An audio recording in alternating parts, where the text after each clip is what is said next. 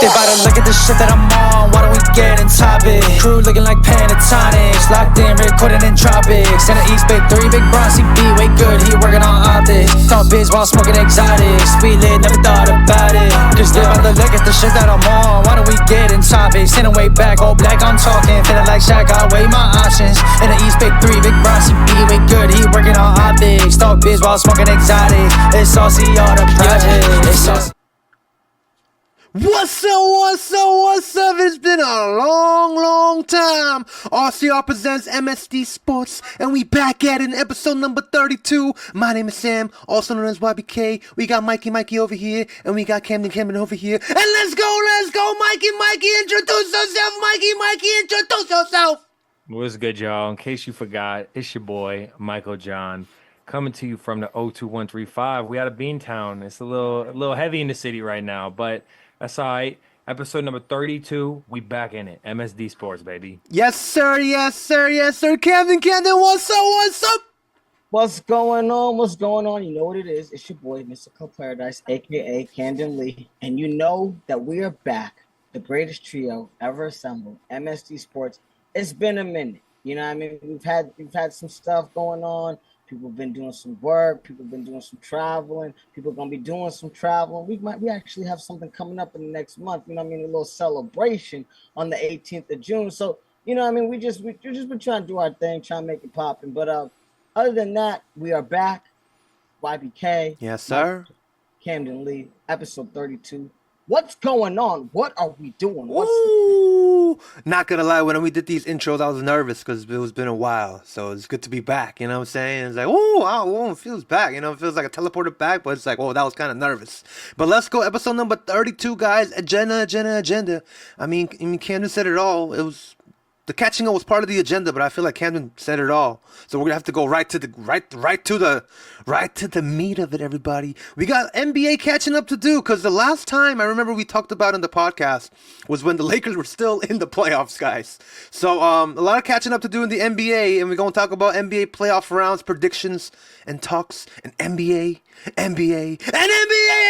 So let's get it. So yes. So where should we start on this playoffs here? We didn't miss too much. You know, I mean, we missed a little bit, just one round, but we're okay. Michael John, what are we thinking? Talk to me. Well, this is where we should start off, because this is episode number 32, and who wore number 32? Mr. Irvin Magic Johnson wore number 32. So I think we should start with the Lake Show, because we'll move forward from there. Let's move chronologically after that. Yes. I got some questions to lay out. I got some thoughts to lay out. I thought Wolves in 7. I mean, they went down bad a little bit. You know, talk to me. Listen, you know, our unfortunately the Los Angeles Lakers lost to the Minnesota Timberwolves in the series 4-1, gentlemen's sweep. I mean, you know, I think there was a couple things that we really saw come about in terms of this series. One, we saw that Luka is a defensive liability at the end of the day. He's an offensive scorer, but defense is his thing. Second, the Lakers need a big man. We've been trying to figure it out. We had a trade in the middle of the season. We thought some things were gonna move forward, but I think during the playoffs it really showed its ugly head about the fact that we didn't have a big man. And three, one of the things about this MSD crew is that we have a plethora of ideas, of understandings, of knowledge. YBK is one of the greatest GMs when it comes to, you know what I mean? He ain't a GM, but it's GM YBK. Thank you. I felt as though, you know what I mean, the lack of experience with JJ was something that was a little bit of an issue. Not that, you know what I mean, he wasn't doing his thing, and not that things weren't great, but I felt like, GM Sam, I felt like we were preparing to see what happens this year. We had a massive trade in the middle of the season, and I think the things that we needed at the beginning of the year really showed during the playoffs. What are we thinking? Talk to me. When the trade first happened, the Luka 80 trade, I was very excited because Luka is 25. He's coming off of finals. He's superstar Luka. He was hurt though, but he's always gonna be the superstar Luka we always knew about. But I like how you said, David, on how you pointed out on this Lakers team in this playoffs against the Timberwolves. We were just outmatched on the big men. Rudy Gobert just destroyed us in this playoffs, like, entirely. We were outsized. I mean, man, how do you lose Minnesota shooting 7 for 47 threes? How do you lose that kind of game? You know what I mean? And Crazy. for me, I like how you said the whole season out and reflecting on the whole season and kind of combining the playoffs. LeBron was very underwhelming this season. I know he's old. Maybe it's the time where you know how in the basketball reference page in the stats when you see like the legendary people who played, you see where it's like, okay, this is the point where he kind of declined. And excuse me. And I feel like LeBron, we didn't see that playoff Bron that me and David was always talking about when playoffs was starting. 100%. So that's what those two things for me were kind of like the two key factors because I feel like Luka, he did have his like stomach flu. He didn't feel well. We saw it in Game 3. So I feel like I can't really blame Luka here, but those two I think are bigger than the Luka mistakes and the Luka errors. And that's how I thought about the Lakers. Well, big question here. The JJ Redick not being ready, I mean, does that all just fall on the one game where he played them the whole second half? Because I felt like that was a big moment, right? Where, and I have thoughts about coaching and playoffs and experience. I'm gonna rehash this later, but I feel like that was the one defining moment to me of JJ Redick's playoff coaching that really made him look like maybe not ready for the moment. If it worked, you would have been a mad genius, but it didn't. I think, yeah, I mean, I think it's tough. I think you're between a rock and a hard place because you have older players or a six superstar like Luka, an older player like LeBron. You don't have the necessary tools that you need in order to win like a center, right? And so you're saying, listen, I'm going to play my best, my best players, and they happen to be 5 or 6 guys. There's another team that we'll reference later on the Eastern Conference that had success with this situation with a coach that has a ton of experience. So I think, the coach obviously is a little older and things like that. So I think JJ did take a book a little bit more from an older coach, kind of like what an older coach would do, a more seasoned veteran coach would do. I don't necessarily think he played to his personnel. And I think that's where I think with this new shooting, and we're going to talk about a team a little bit later that's in the Western Conference Finals, where they kind of understand the youthfulness is important. Yeah. I feel like Don't y'all think? Sorry, Sam. Yeah, I was sorry. gonna say, but don't y'all think it's tough when, I've been saying to y'all for a while, Lakers peaked too early. That's what it felt like. It felt like they peaked early, and when they started slowing down, it just happened to be the time that the team on the opposite side was peaking. So yeah. I don't think it's a failure for the Lakers year. My personal opinion is I felt like the Lakers had a great year. I felt like they overperformed. 50 games that they won, to me, they performed above where I believed they were going to end up. So I don't know what y'all thought overall, but I think it's a pretty good success. I mean, I think YBK and I both felt like with the Luka trade, Luka and LeBron, and the way that LeBron elevates to, playoff LeBron, we thought we were going to be in a Western Conference Final. Facts. Well, I don't think we thought we were going to necessarily win, but we at least thought, hey, this was going to be a situation when we got through the first round. I think the biggest thing, and YBK, we were talking about it. LeBron got hurt a couple of weeks before the end of the season. Mm-hmm. I said, let that man sit. But because of the seeding, he ended up having to play a little bit. Like a week earlier.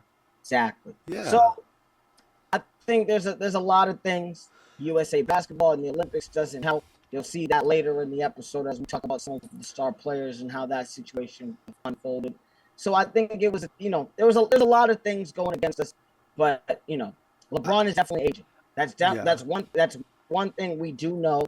He was not able to activate playoff LeBron this year. Yeah, I feel like back to the JJ Redick question, Mikey. When he said like it wasn't planned, I kind of blamed that on JJ Redick. It's like in a playoff situation, how do you not plan in a situation where you should kind of image on kind of like expect this to happen or kind of like in situations like this. And I feel like starting your whole lineup in the second half kind of means like, all right, the rest of y'all 8 players are kind of trash. We don't see you as players here. We're playing our main guys because we need them right now. But I feel like maybe you could have taken out Luka, Bron for maybe a little bit, right? Just maybe them two, not like the others. Like you're already outside, so I feel like all you need right now is resting your key players. And I feel like what David's saying was too, like lack of experience in playoffs and JJ Redick's kind of a perspective. So, yeah, I feel like this is on that second half. Like, starting those 5 players is definitely on JJ Redick for sure. It happens. I think he's learning, and I think as he progresses, you know what I mean, he'll learn to be a better coach. He'll have the necessary tools in order for him to, you know, the center. I think the center is a big deal. Not having a true power forward is dominant, big deal. You know what I mean? I think also one thing that we need to talk about, and to our viewers, Austin Reeves did not show up at all. He didn't.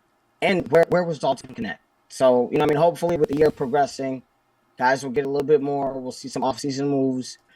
See what happens. Yeah. One thing I do want to highlight, though, is Anthony Edwards. I think he has been going through this gauntlet, and the fact that he was able to take a little stone, infinity stone, from LeBron and Luka, even though I think it's there's a little asterisk around there because of the sickness, and he's 40 something. I got to shout out to my boy because he's been cooking. He's been cooking recently. I think Ant's been cooking, and maybe we can segue to the Timberwolves since that's who played the Lakers. Yeah. I feel like he gets so much extra credit on that team. I watched a lot of those games. Anthony Edwards had one nasty game. It's like Jamal Murray in a round. He had one Jamal Murray playoff game, a 40-plus game. He ain't put up no triple-doubles. Bro, Julius Randle, let's talk about Julius Randle. If we about to talk about, I feel like this, right? So Minnesota defeats the Lakers and moves on. And can we talk semis now? Are we cool? Yes, we to can. like Before we go to the semis, I want to shout out one team. Please. That the Timberwolves beat to right now. Go to face the Thunder. The Warriors beating the Rockets. I really want to give a shout out because injuries came at the wrong time. Curry coming down in the Timberwolves was deadly for them. But man, for them to beat the second seed young fast Rockets, the veterans taking the games, I give a big shout out to the Curry and Jimmy Butler and Draymond Green. We all saw it coming though. Yeah, we did. We all picked the Warriors. So, I mean, I'm not very surprised, but I agree with you that they deserve some credit as being like an older, less talented team in a way and still finding a way to win. Facts. We got it. We'll talk. We'll come back real quick with the Rockets because I do have a question that I want to pose, but I definitely want to talk about the Timberwolves for as we continue and talk about Ant. I mean, yes, Michael John, you're 100% right. I do not believe that Ant had a great series during these last play, especially when it came to Lakers. However, I think he was a great closer. And I think that's really what mattered during the fourth quarter because I felt like guys couldn't close. And even as we move on to the next series, I think that was extremely important as well. He was able to close. It's like kind of like Michael. You know what I'm saying? I'm not saying that Michael wasn't great through 3 quarters, but you knew if the Chicago Bulls were down 6 in the fourth quarter, you could shut the TV off. Michael was going to make sure they wasn't losing. Ant's starting to kind of get to that place, if that makes sense. So. I agree. I feel like you're right. The ball is in his hands the most, so I will give him the credit that like he's up there. It's not Jalen Brunson level of like fourth quarter, just you put the ball in his hands and let him cook, but they give him the freedom to cook. So he deserves respect for sure. But dude, talk to me about Julius Randle. You said you was watching the games. How did you feel about him coming back to the Lakers, which we traded him a number of years ago during the AD situation? I was hurt when I was seeing that boy ball the way he was balling. Hurting. I think Randall has been amazing. I think we could talk about the success that it's been on both sides. That trade has been vindicated for all of the haters and people questioning Julius Randle and Cat swap. It's a success for both. Because if you see, I feel like Randle has ball handling skills different than Cat does. Because he can actually take the rock. He can get a little triple-double. How we saw him coming up with Randle with a triple-double in clutch playoff moments, right? Putting the ball in his hand, not forcing the scoring, and being the number 2 guy, being a facilitator, being a veteran presence. I really respected it, actually. Yeah. I mean, I always felt like young Randall, he was a little skinnier back then when he came with the Lakers. I never wanted to get rid of him. I always felt like he was a baller. I think being a journeyman, again, he was in New York. Now he's in Minnesota. The boy knows how to play ball anywhere in the world. He's just a true baller. So I really attribute a lot of their success to him with Ant at the end of the day. Yeah, definitely Julius Randle he just fits the system better in the Timberwolves than when he was in the Knicks. And I feel like what we just said, like the trade helps both teams. It feels like, you know. And talking about Randall, man, this man, lights out shooter. I mean, like, damn, like I feel like without Randall, they ain't there. Like that was the difference that we just talked about that Ant needed. Man, you see, against the Warriors, this man dropped 29, 31, 24, 24, 18. Like, I mean, like, that's crazy. I mean, this guy's balling. This guy's balling. Not saying that Ant's not balling. You know, Ant's still, he's still the face of his team. But man, Think about Julius also Randle. they got DiVincenzo out that trade too. And Jalen McDaniel. Oh, you're right. Think about that. That's a great piece on that team because 3&D, you need those sort of players that are veteran presence, got a cool head, and have a little bit of depth because having a little bit of depth is important. And I think it's going to be important in the conference finals. But I mean, to look at how the Timberwolves Warriors series went, because that was who the Wolves moved on to play, right? After the Wolves beat the Lakers and the Warriors beat the Rockets, I feel like this series is overshadowed a bit by Curry's injury. 100%. Yeah, right? Because it felt like you have to take care of business. They had to take care of business. They have to, yeah. I felt like Curry's injury really almost dampened the series at the end of the day.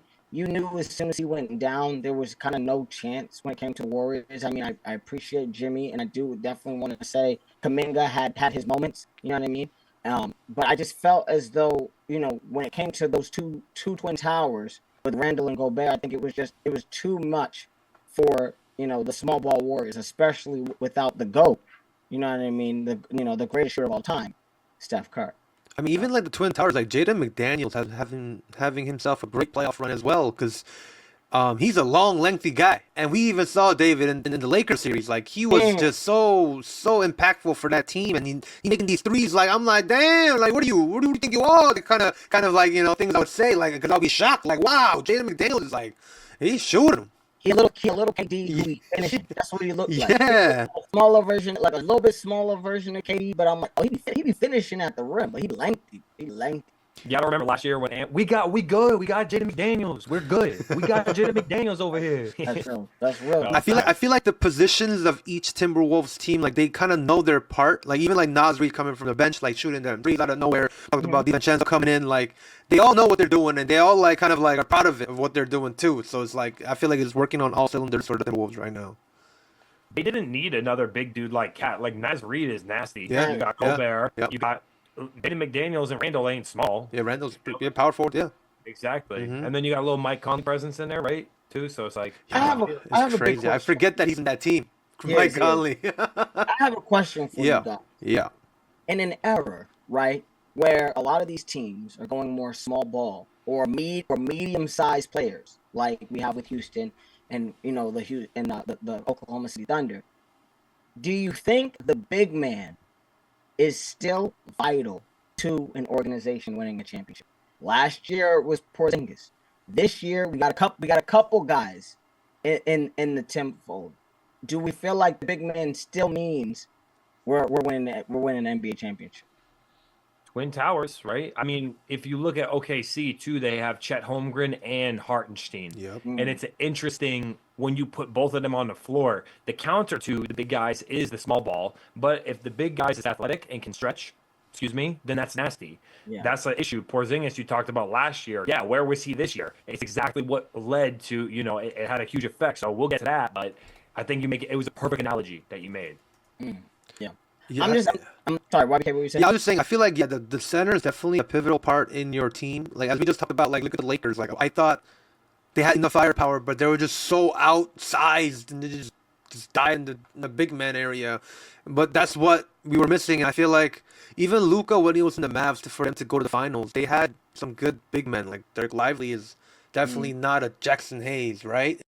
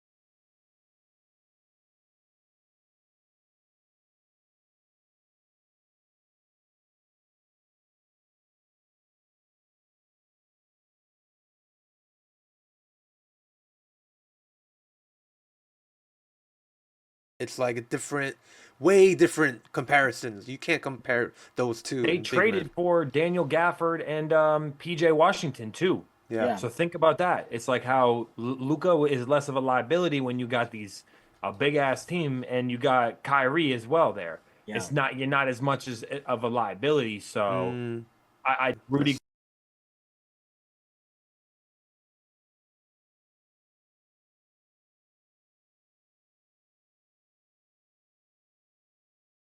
Gobert, yep. who's more in the paint protector, roll to the rim, and then you got Naz Reid, go out and shoot the corner three, dish and pick and fade, not just pick and roll. So I I feel just like yeah. My bad. I just wanted to mention like the four teams have like kind of two kind of twin tower kind of vibe. We talked about Chet and Hardenstein and the Thunder, Randall and Gobert, and Pacers. They got Siakam and Miles Turner, and the Knicks you got Cat and Mitchell Robinson. It's like wow, it's like they all have like that kind of similar vibe going on. Well, it's like it's weird because I'm thinking, and I mean, as we're talking, as we're rolling live, I'm thinking about I mean, the Anthony Davis and the Dwight Howard with the Mm, JaVale McGee, and then we think about the Joker, you know what I mean, with Aaron Gordon. Aaron Gordon, Michael Porter Jr.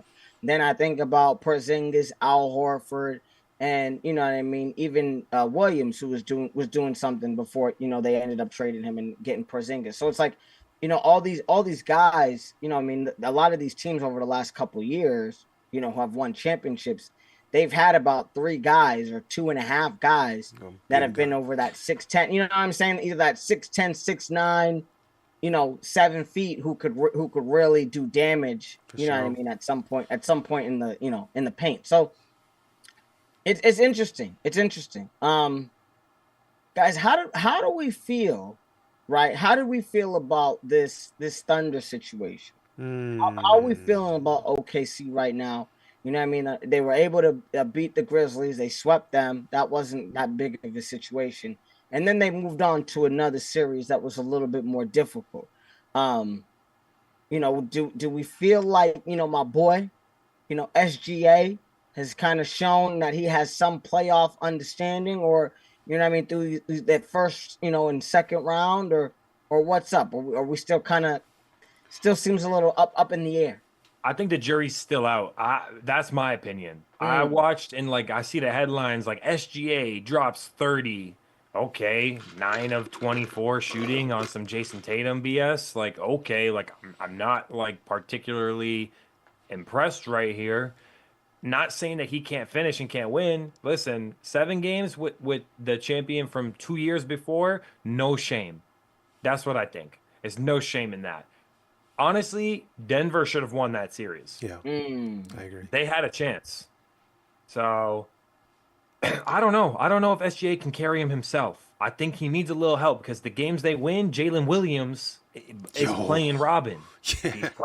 He's playing Robin. Yeah. You know what I mean? Mm-hmm. Batman can't do it all by himself. Not at all. Not at all. And just for the viewers, just to let you guys know, the Oklahoma City Thunder beat the Denver Nuggets in a game 7. It was a 7-game series. We all felt that, I mean, it was going to be a long series. We felt like, I mean, the Denver Nuggets were a little at a disadvantage without an actual head coach. They had an interim head coach. But yeah, I feel kind of like, bro, you go 7 games with a team that fired his coach 3 weeks before the playoffs started. I think it doesn't make me feel great. I don't know if it's just me. I mean, 6 games because you got a former MVP, but 7 games, especially with Aaron Gordon being hurt. If this man was 100%, I don't feel like y'all gonna win that series. I don't know. First, I What just was want to your say, thoughts on the I just series, want to Steve? say, sorry to the Thunder Nation, Thunder fans, because I said from like the beginning of the playoffs, Thunder gonna lose in round two, Thunder gonna lose in round two. But big props to them. But I totally agree with what you said, David. If Nuggets were healthy, everybody was healthy in Game 7, Thunder would have lost this Game 7 series. No problem. Yeah, there's no way, because I feel like, well, it is too that everyone does have an off day. And like you see Michael Porter Jr., you see Jamal Murray, you even see Jokic's numbers very like it's very low. Braun Home was like the team, second bro. place, right? You know what I mean? And home team crowd, you know what I mean? It's game 7 in at home, so it's like you did earn the first seed, but Hmm. I'm not sure like it's impressive. Like it is a blowout win, but it feels like Denver had already given everything they had. You know what Yeah, I yeah. mean? They let a couple games slip that they should have won. So are they gonna is the Timberwolves gonna have a couple games that they should win and don't let slip is the question. It's the thing for me, you know what I mean, and we talk about these two teams, one team that's in the Western Conference Finals and another team that came out in the first round. We have the Thunder and we have the Rockets. Both young, energetic, able to move the ball, has some understanding with coaching, but we have one coach that hasn't been able to get the job done. That's why he's out in the first round. And we have another coach that's more of a legacy coach that understands the system and understands what's going on, but he doesn't have a lot of experience. I think due to the fact that I feel like the Thunder are a little bit older and longer in the tooth when it comes to players, and Jalen Williams has come about to be an actual bona fide NBA superstar or NBA superstar 2, if that makes sense. Hmm. Um, I'm feeling like it's not going to be the SGA party. I'm thinking if they gonna win and they gonna make it to the finals and even take over in the finals, I think it's gonna be like a Jaylen Brown, Jason Tatum. Yes, SGA is gonna be the face of the team, but I think Jalen Williams is gonna be the reason why if they do it. He's just balling right now. The He's just defense too, they're a defensive team. Their defensive intensity is crazy sometimes. Like I watched some parts like where they go on a run, they are clamping. It's like Mm. they are running the floor clamping, bro. And they got a lot of role players who be hitting shots. Isaiah Joe, Aaron Wiggins, like Caruso out yep, there. yep. Caruso, guys, Yeah. Caruso, I wow. think Caruso for Giddy was good looking at it in hindsight because they didn't need like a ball facilitator and like an offensive player. They needed someone gritty who could like hit some threes if you need a couple of threes, but really could shore up the defense. And I feel like that's why they won the series because they were able to make a couple more stops, whereas Denver was like, we're not gonna clamp you and make stops. We're gonna just make like a clutch. We're gonna have clutch offensive possessions because we have good synergy, you know. Yeah. So yeah, man, that was a tough series, and I feel like Joker too. They would not like wasted a year with him, but doesn't it feel like this is like the prime of a crazy career? And it feels like, okay, like maybe we could have gotten more than one championship out of it, you know? I mean, I think it's tough, right? Because you have an MVP that plays unbelievable, right? The guy is just like, but like it's almost like a better like not Dwight Howard, but almost when Dwight Howard was winning all those defensive player of the years and like going crazy and doing all that stuff. It's like he doesn't have enough of a supporting cast, in my opinion. You know, what I mean, that's really going to elevate him to for longevity. Murray's a little older, longer in the tooth, also coming from injury. You got guys like Gordon as well as Michael Porter Jr., also guys who are suffer from injury, the injury prone. It's an injury prone team. So it's tough. You know what I mean? We have one Yeah. superstar who wants to stay in his place, like in Colorado. We have another superstar in Milwaukee who's like, get me the heck out of there. So Yo, what was good with y'all boy MPJ? Because I've been telling y'all, like how I've been saying, like I'm off the MPJ train. I've been off it, bro. What's good with him? Because Aaron Gordon has been clutch this postseason. Was clutch because he's out now.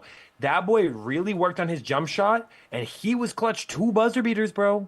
He hit 2 of them, or not Yo, buzzer beaters, but two yo. game win. Like we gotta put some respect on Aaron Gordon's name, I think, because I think he might be going to like he could go to a contender team and automatically be a difference maker on like a real championship unit. So I want to just put some respect on Aaron Gordon's name and say like I was surprised with how well he played this playoffs. Listen, MPJ at the end of the day has been, Michael Porter Jr. has been dealing with those back injuries for God knows how long. And I think this was just one of those years where it just flared up. And, you know what I mean? The Denver Nuggets have played a lot of basketball over the last couple of years. I don't think that he has necessarily taken care of his body the way that he should. And I think Aaron Gordon, who was playing second fiddle a couple of years ago, has really came into his own and really shown, okay, I can do quality minutes.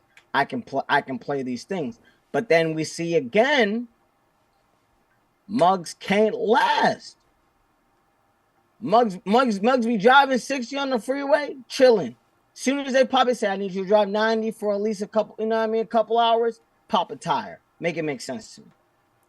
I feel like definitely a big shout out to Aaron Gordon. I mean, like, he definitely proved and showed himself. I mean, look at that clutch situation, that shot he made to win that game. But it's very interesting in how you say, like, back injury to MPJ, because, like, the ages are kind of the other way around. Aaron Gordon's older by almost, like, 5 years than MPJ. MPJ is only 26 years old, making $35 million, guys.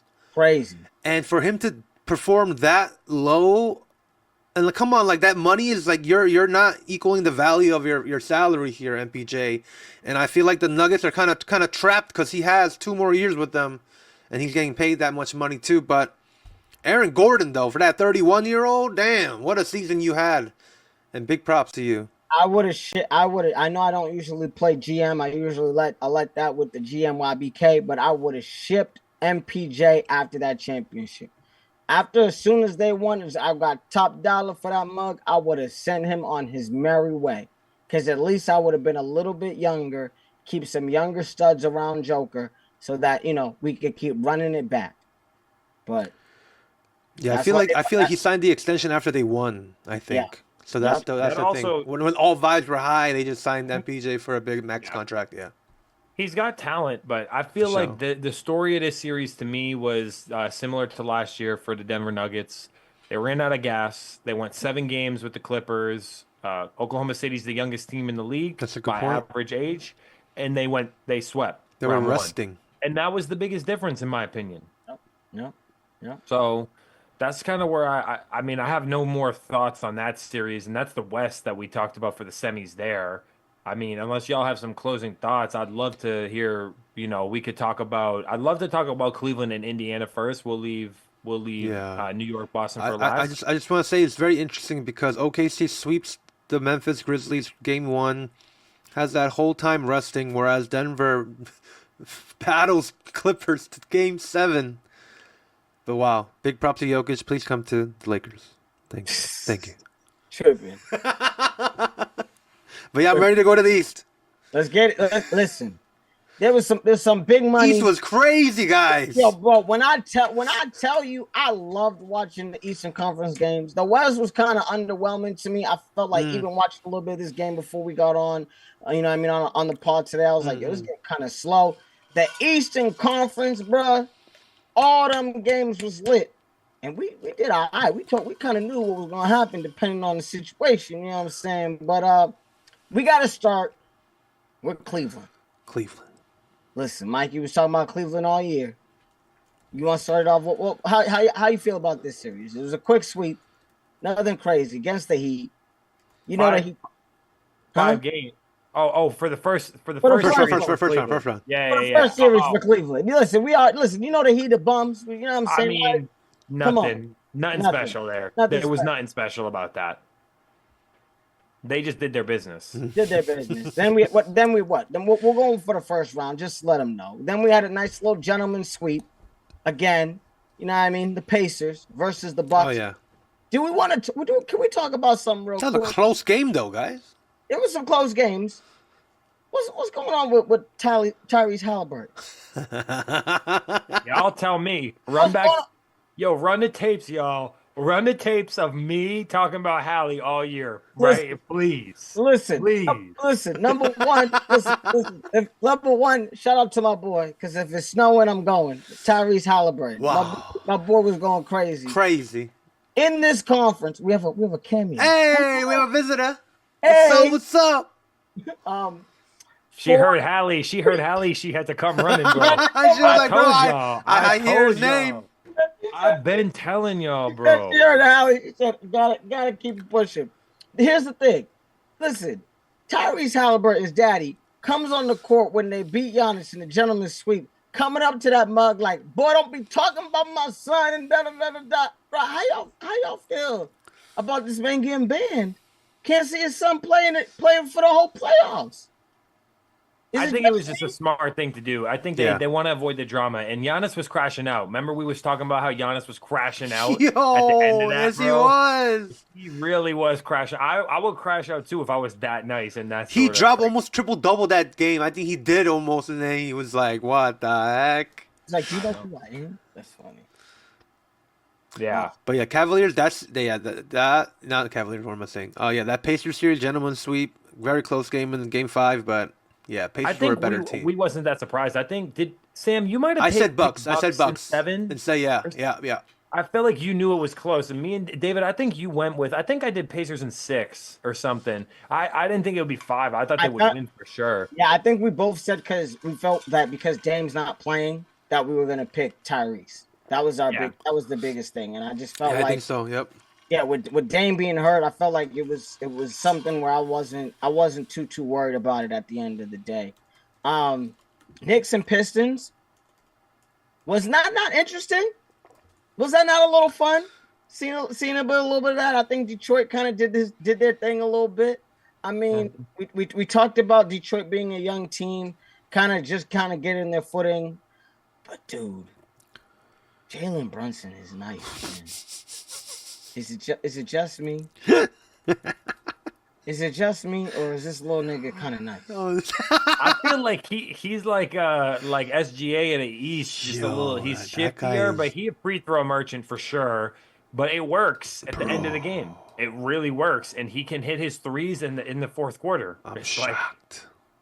The thing I gotta say about this man is he looked little, like he looked like a tiny person. But he a big little dude. Like you know what I'm saying? He got a little. He's tough. He's tough. He's tough. He got a little muscle on him. Mm-hmm. I seen his daddy. I was like, okay, I can see you little big body little brother. Like, you know what I'm saying? I seen him back a couple brothers down. I said, okay. I didn't think he was that big or played that big. You know what I'm saying? Boy got a little dog in him. I'm with that. I like that. And he is clutch. He is Mr. Clutch. Yes, we might have to reshoot that other video, Mikey, because we said Jalen Brunson 4 or like something like that. We gotta give him to like 2 or something like that. I think we did. Yeah, I mean that man, he's magical, guys. Fourth quarter, he just lights turns on. Like his teammates want the ball, and he's like, nah. I got it. He's like, nah. He hasn't really had to make I feel like too many game winners in this playoffs, but in the fourth quarter in general, he's just been a baller. Mm-hmm. So I feel like. He did have one good shot. He hit a nasty shot in OT in the Celtics in one game. But we'll get to that one. I want to save that series. We'll get to that in a second. We'll save that one for last. I mean, listen, Celtics ran through Magic. I think if Celtics had already finished the Magic off when we talked. Yeah, last, they did. I mean, I they were felt waiting. like that was interesting. You know, I like the Magic. They're not quite ready yet. You know. But the Pistons, I think, is the team to circle as even though they lost the first round, I see them as having a lot of opportunity to grow. So facts. They right there. It's good for Cade, you know what I'm saying? Like let him exactly what you said, let him grow. Let him just stay there. Like they had a taste of it and then, let him grow. Add a piece, maybe 2. We'll see them next year in playoffs for sure, maybe in a higher seeding. So we get to the semis in the East, right? I feel like this was one of the most interesting situations that I've seen. The Cavs play the Pacers. Upset. Whoo! What happened? What happened? Michael John, you was talking Cleveland all year. What happened to Cleveland? Yeah, we was talking Cleveland. We kept saying, though, that Cleveland's nasty right now, and we're surprised, but we need to see them do it in the playoffs. We said. And that's exactly what happened.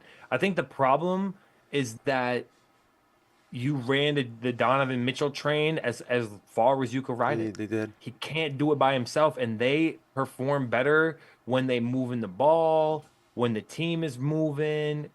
transition ball, playing their defense, and the Pacers are unironically the highest paced basketball team. If you watch Yeah, them, the they're way they be quick. moving the ball, that's what I feel like what stifled them. But the Pacers have had some magic. Cause think about round one versus the Bucks. A couple of those games, like where you look at the probability, ESPN win probability 99.8 Bucks, win probability 99.8 Cleveland, up by like 7-8 points with like we're talking like 50 seconds left in the game, less than a minute left in the game.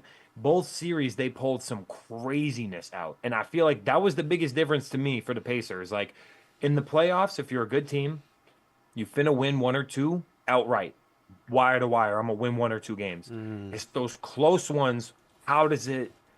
How is it gonna fall? Is who's gonna decide who's gonna win? And I feel like the Pacers is on something right now. I think Tyrese, I think is similar to a situation like in the West that we talked about with Anthony Edwards. I think he's going through a couple of these dudes. He's seeing, okay, I can get through these guys. I can get through these coaching. Because you even with the coaching, the coaches that he had to play over during this time, they were decent coaches. They weren't no bums. They weren't no scrubs, and they were really trying to design him not to be effective, and he still was effective, and he was still very efficient. So it bro, I think at the end of the day, we got to start looking at Tyrese as a little bit more than what we thought. There's a reason why he was on the Olympic basketball team. Now, did he play a lot of minutes? No. But there's a reason why that sucker was playing and that man was there. So there's got to be some type of game, as unorthodox as it may be, that shows, you know what I'm saying, he got a little greatness in him. Because this playoffs really showed, I was like, oh, Yeah.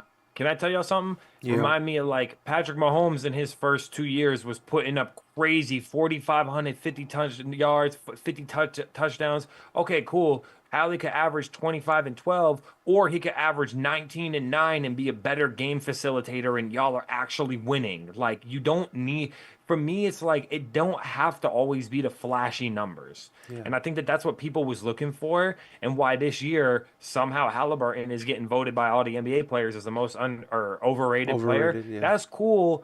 But when push comes to shove, who hit these game winners and who's cooking at the end of the games right now and who's in the conference finals 2 years in a row? It's like I feel like it can't be a fluke no more now that it's twice. no. Right? So, but my question is, did y'all see Cleveland going down in 5? That's my thing.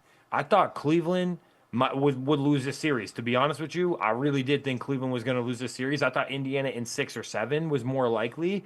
I didn't see Cleveland going down like that. I thought they might have a little more. Darius Garland and Evan Mobley, where Jared Allen, where was Yeah. they at? Well, I think, you know what I mean, I message you guys, you know what I mean, we have our little group chat that we always, you know, even though we might not be podding all the time and dropping episodes daily, things like that, we still talk almost all the time. So the MSD crew, we're always in cahoots. But I remember texting you guys being like, yo, Cleveland's hurt. Some of these boys ain't able to play. They're not able to muster up their strength. And I felt like what we talked about all season,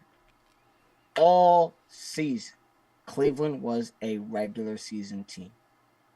They look like Peyton Manning with the Indianapolis Colts. During the regular season, unbeatable. During the playoffs, man, not about it. So I think there was a combination of two things. Tyrese played well. Cleveland had a little bit of injury. Like you said, Michael John, earlier, teams peak coming into the playoffs. Teams get hurt coming into the playoffs. You can't come into the playoffs limping. And you know, it made a big difference. They played too hard in the regular season. Yeah. Bro, you don't need a number 1 seed. It's not that serious. Yeah, you just gotta get in. Look Get at in. the Timberwolves. They're 6th seed. Chilling. Just get in. So, I feel like they really underperformed. Like I felt like Evan Mobley, Jared Allen should have. I maybe wanted more from them. I wanted more, but I knew I wasn't gonna get it. Yeah, it's You know tough. what I'm saying? It's I tough. knew it's like listen, I was like, I'm gonna try to pull up to the casino and win a couple bands, but I only bring $30 with me. You know what I'm saying? What am I supposed to do with that? I can't turn 30 to 30,000. I can maybe turn 30 to 100. So I think they just came in and they wasn't really putting their big chips down. They was like, oh, Yeah. we got the regular season, we did our thing. Then guys, were playing lackadaisical. They had enough time to rest, so it wasn't an issue with that. So, Facts. but I think at the end of the day, you guys shout out to Indiana, Rick Carlisle coming from the West, now coming to the East, Mm-hmm. being that type of coach, being able to really coach up Tyrese. He left Luca for Tyrese at the end of the day. So it kind of it's kind of showing two finals, conference finals. But I think that the biggest reason why we're here, okay, other than our Lakers with me and YBK, is It's that time. the former NBA champions, the Boston Celtics, went against the New York Knicks. And when I tell you, I felt like this is something.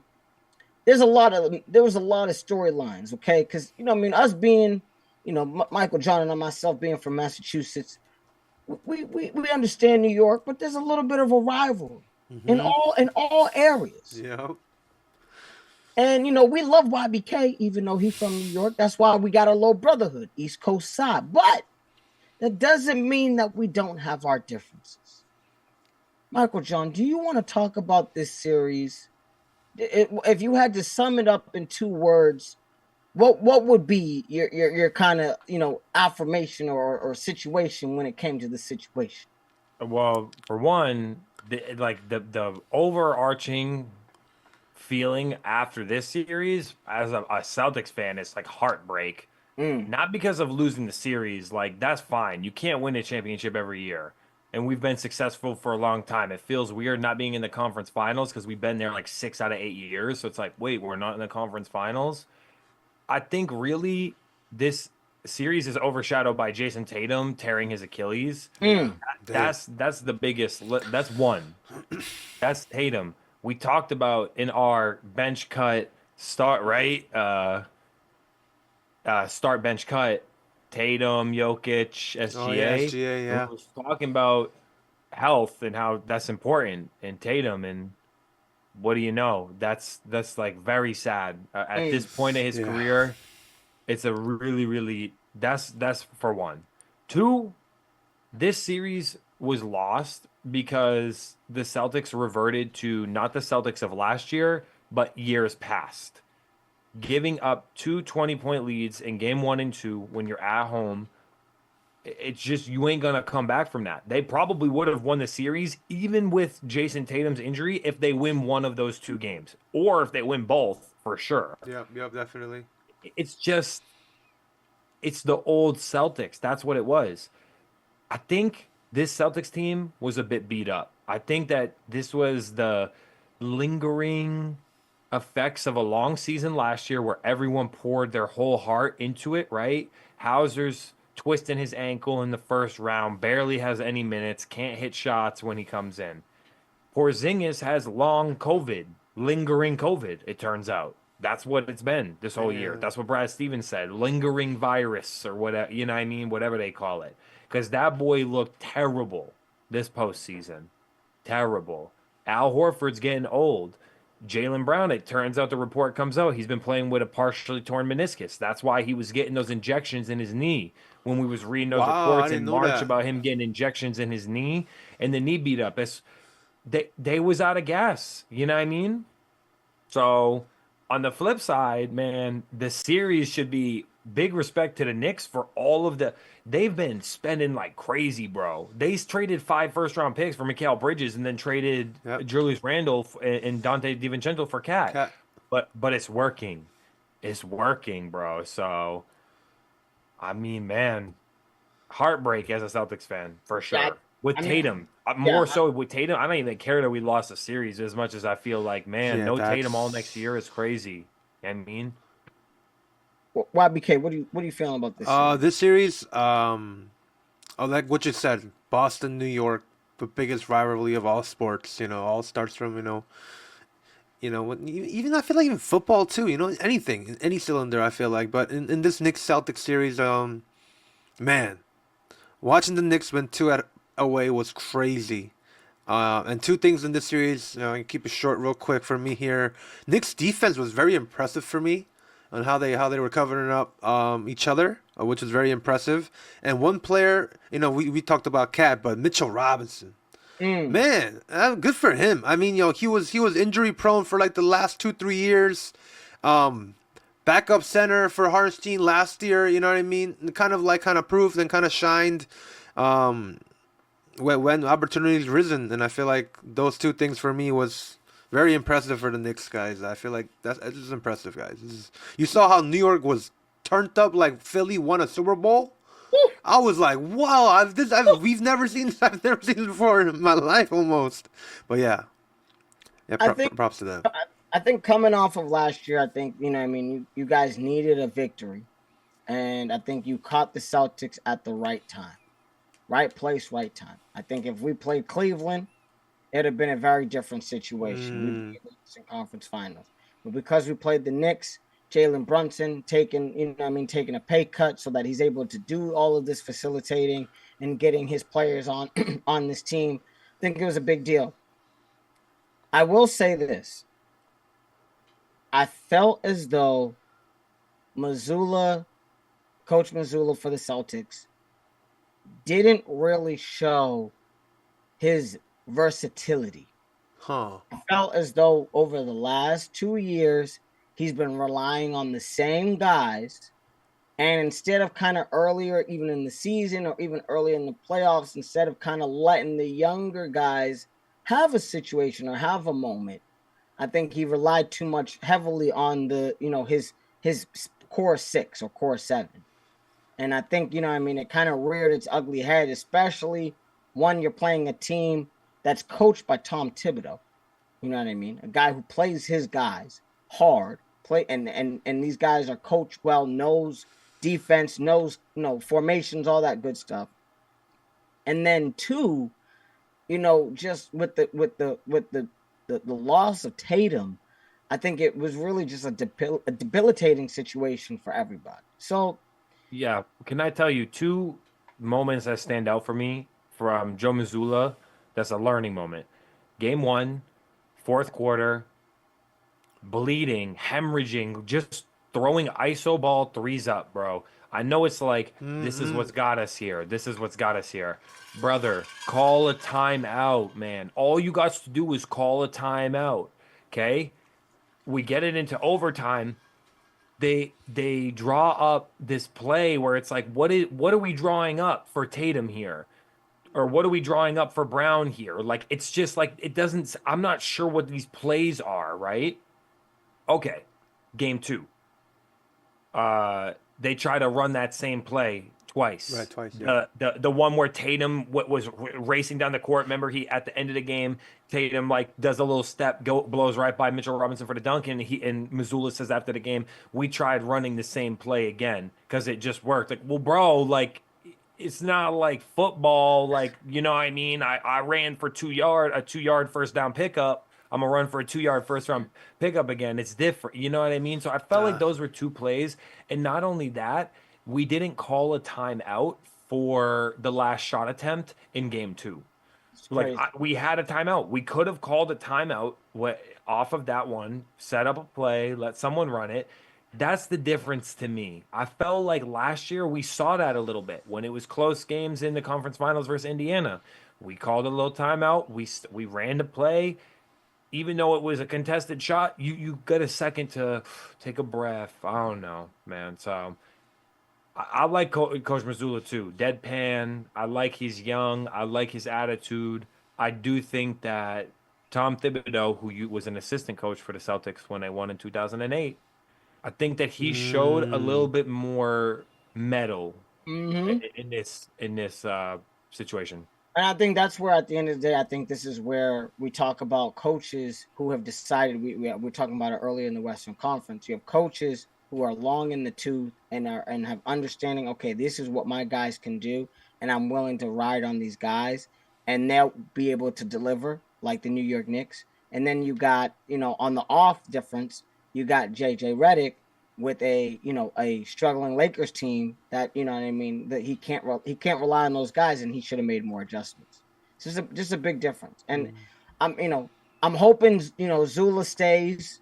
You know what I mean? And they don't think it's just the Brad Stevens effect. We'll see moving forward for next year what that Celtics team is going to look like without a Jason Tatum for an entire year. But definitely, I wonder what kind of outlook they're looking at right now in terms of their small forward power. Like, you know what I'm saying, that kind of position. Do you guys sign someone short term because JT will be coming back anyway after next year, like a 1 to 2 year contract, or do you go kind of get like a superstar? I would rent KD for a year, trade Porzingis, maybe Oh, that'd be kind of interesting. Get a rental. get a little rental. I'd trade Porzingis, maybe I'd keep Brown. Obviously, I need him. You know what I mean, and maybe Jay Holiday. You know what I'm Like a saying? Pritchard? Now I try to keep Pritchard. I feel like this is a good thought. Like we can talk about how can the teams. Yeah, that'll be a cool talk. This will be a great when the season ends. I would love for us to do a deep dive into every team, but specifically our teams, like Lakers, Celtics, and we can talk about like the teams that go to the championship. You know what I Like mean? playoff teams, and their future of their organization. Because there are players coming to free agency that we definitely should talk about. Definitely need to talk. Yeah. Do we need to talk about game 1? I know we're in the middle of it right now. True. Is it still going on right now, right? WCF, what? Western Conference Finals. Thunder's up 91-77, guys. Thunder having a good second half right now, but that's like I feel like when you play at home and the break, it'd be like this. When you play a 7-game series, game 1, you got momentum still. Yeah. Whereas like a 5-game series, you'd be waiting like the 5, 6, 7 days. You know what I mean? You're right. So I feel like I would like to, this is how my thoughts on right now. I would like to end this off by telling y'all my predictions for conference finals. Let's do it. Let's get this money, baby. That's what I'm feeling. So let's get this money. All right, we're going to go I'm going to start in the West with Oklahoma City and Minnesota. And I feel like I've been wavering on Oklahoma City, though I've been riding with Timberwolves since the beginning. You're right. But I think we're looking at the champions in the West. I think that's going to be the champion. I think this is my gut right now. I got Oklahoma City in 6. Woo! I got Oklahoma City. I think that SGA is going to get a. I'm kind of feeling that. I'm kind of feeling that same thing. You know what I mean? And that doesn't even think about this first game. But like, even if I didn't see the score of this first game and just was just off the strength, especially after beating, the former MVP Nikola Jokic, I think I'm feeling, the Thunder in 6. I think. Ooh. I want to say 5, but I gotta give respect to Ant. I don't know how battered he is, but I gotta give respect to my boy. So I think the Thunder in 6. If it's a close 5 where they, they win a game by 2 and they win in 5, I wouldn't be surprised either. I'm gonna go opposite here. I'm going Timberwolves in 6. Woo! I mean, Anthony Edwards got eliminated last year in the same place where he is right now by Luka. So, compared to SGA got eliminated last year in round 2. So for him, it's an upgrade. It's like, good job. And then for Anthony, he's going to get an upgrade to go to the finals. So I'm going Wolves in 6. Let's go. All right. I love it. I love it, YBK. And you're right, Camden. Even with this before this score, I could corroborate my coworker Yon. I told him earlier, OKC in 6. I don't want to say it. I just feel like since they got past Denver, that's the type of vibes I'm feeling. That's how I'm feeling too. What about the rematch between Indiana and New York? Listen, how y'all feeling? I'm listen. As much as I love my boy YBK, you know what I mean, and I will be gracing the New York State, you know what I mean, in about a month or so. You know what I'm saying? I'm excited. I'm excited about that situation. Yes. However, if it ain't snowing, I'm not going. Tyrese Halliburton, let's freaking go, baby. Come on. I'm thinking it's going to be Indy in 6. Wow. It's going to be Indy in 6. Damn. All right. Mike, you want to go or should I go? You kick it off. I'll end this, bro. Come on, YBK. All right, we know we going. After the Lakers got eliminated in the playoffs, guys, I rode the New York Knicks train. So I'm going New York Knicks in 6 here, too. I can't say gentlemen sweep because Pacers are a pretty good team. But I'm going Knicks in 6. Last year, this series went 7 games. But we had all them, no Randall, and I think another injury on the Knicks, too. They was pretty depleted. Mm-hmm. That being said, I got Indiana in 5. Tell the Knicks to suck my... I had to pull out a little New York for y'all. I had to pull out a little New York for y'all. Now, I love it. I love it. I respect the Knicks, but the way that I watch these games go, I feel like Indiana, if they did play like how they did versus Cleveland, sheesh. But this is what I'm gonna say. New York has the better. If we talking like 2K ratings and talent, brother. 2K. The Knicks starting lineup is nasty, bro. It's like Brunson, Bridges, what's his OG, Hart, Josh and Hart, then Cat. Yeah, bro, it's filthy, but depth. Yep. Key factor in this. They got who's that shooter? Oh, that guard McBride. Yeah, and they got Mitchell Robinson. But they barely play them. They play them like 20 But he gets gets some shots though. They get some shots when he needs Mitchell them. Robinson better hit his free throws. That's what better be happening if they got a chance. The big difference is what I'm trying to say is that the Pacers keep throwing them at you. Siakam, Aaron Nesmith, Miles Turner, Andrew Nembhard, Halliburton, Benedict Mathurin, bro. They got all these dudes. TJ McConnell, Obi Toppin, bro. They be throwing everyone in the lineup. And that's why they be running. They don't play small, like a short lineup. They don't play a 6-7 man rotation like Thibs does. So I think we're going to see what happens. The Knicks probably, if they win this series, are not going to have juice if you keep playing 42 minutes and you have on your starters. That's just what I think. It's just what I think. But time will tell. I'm excited, y'all. I'm really excited. I'm actually excited. I'll say this high key because the Celtics is out right now. I can like watch basketball with peace of just enjoying basketball because it's been like how many years in a row I feel like I take it. It's like when the Pats was always going deep into playoffs and you're like I can't even watch a football game without my heart rate being heart palpitations. I feel that. So this is gonna be an interesting one, y'all. I feel like so basically in the final MSD Sports Finals, MJ, you got Pacers versus Thunder.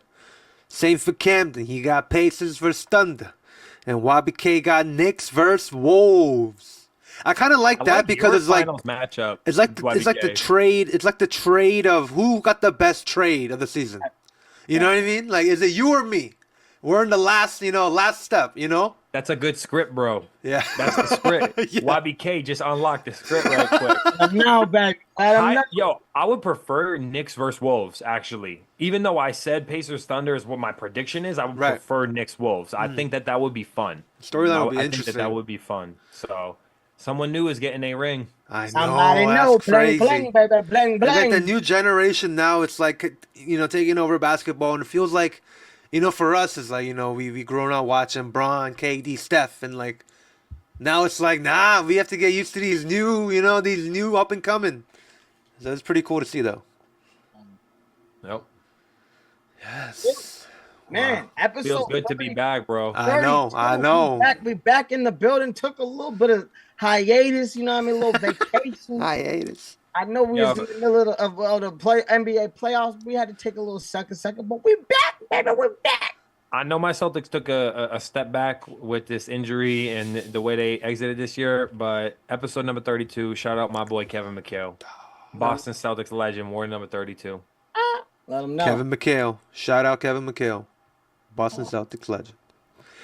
Yes, sir. Yes, sir. That was episode 32, guys. It's been a long time. It feels good to be back for sure. But let's get it. RCR Presents MSD Sports. That was episode